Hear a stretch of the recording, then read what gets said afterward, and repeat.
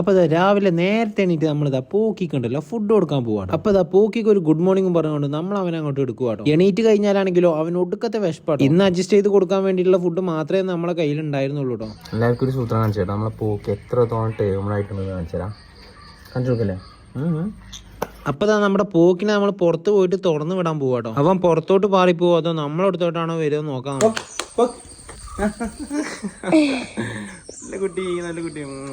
അപ്പോൾ കണ്ടല്ലോ ഗൈസ്, നമ്മുടെ പോക്കി കൂട്ടം അത്യാവശ്യം നന്നായിട്ട് ടേമഡ് ആയിട്ടുണ്ട്. പിന്നെ അതിനുശേഷം നമ്മൾ പെറ്റ് ഷോപ്പ് പോയിട്ട് അവന് വേണ്ട ഫുഡും കാര്യങ്ങളൊക്കെ വാങ്ങിച്ചിട്ട് കൂട്ടത്തിൽ നമ്മൾ പുതുതായിട്ട് വിരിഞ്ഞ കോഴിക്കുഞ്ഞുങ്ങൾക്ക് വേണ്ട ഫുഡെല്ലാം വാങ്ങിച്ചു. പിന്നെ അതെല്ലാം കഴിഞ്ഞ് നമ്മൾ വീട്ടിലെത്തിയപ്പോഴോ വീട്ടിൽ ഉച്ചക്കത്തെ ഫുഡായിട്ട് നെയ്ച്ചോറായിരുന്നു കേട്ടോ. കൂടെ നമ്മളെ പോക്കിയും കൂടെ ഉണ്ട്. അവന്റെ ബിരിയാണി നെയ്ച്ചോറെല്ലാം ചെറുപായാണ്. ചെറുപായ എന്ന് വെച്ചാൽ അവന് ഭയങ്കര ഇഷ്ടമാട്ടോ. എന്തായാലും എല്ലാവരും ഒരുമിച്ചിരുന്ന് ഫുഡ് കഴിക്കുന്നത് അതൊരു പ്രത്യേക രസം തന്നെയാട്ടോ. ഫുഡ് കഴിച്ചു കഴിഞ്ഞാൽ പിന്നെ നമുക്കുള്ള ഒരു ഉറക്കുണ്ട്, അത് നിർബന്ധമാണ്. നമ്മുടെ പോക്കിക്കൂട്ടം നല്ല അടിപൊളിയായിട്ട് പൊതച്ച് ഉറങ്ങിക്കൊണ്ടിരിക്കുക. ശരിക്കും ഇവന്റെ ഉറക്കം കണ്ടാൽ നമ്മക്കൂടെ ഉറക്കം വരും. അത്രക്ക് ഭംഗിയാണ് കേട്ടോ ഇവൻ ഉറങ്ങുന്നത് കാണാൻ. ഇപ്പൊ ഏതാണ്ട് സമയം വൈകുന്നേരമായിട്ടുണ്ട്. ചായ കുടിക്കാൻ പറ്റാത്തതുകൊണ്ട് ഞങ്ങൾ ഒരു ചിപ്സ് വെച്ച് അഡ്ജസ്റ്റ് ചെയ്തു. പിന്നെ നാളത്തേക്കുള്ള ഫ്രൂട്ട്സും കട്ട് ചെയ്തിട്ടോ. അപ്പൊ നമ്മളെ വീഡിയോസ് ഇഷ്ടപ്പെട്ടെങ്കിൽ ഞാൻ ഒരു ലൈക്കും കമന്റും സബ്സ്ക്രൈബും ചെയ്യാൻ മറക്കരുത് കേട്ടോ.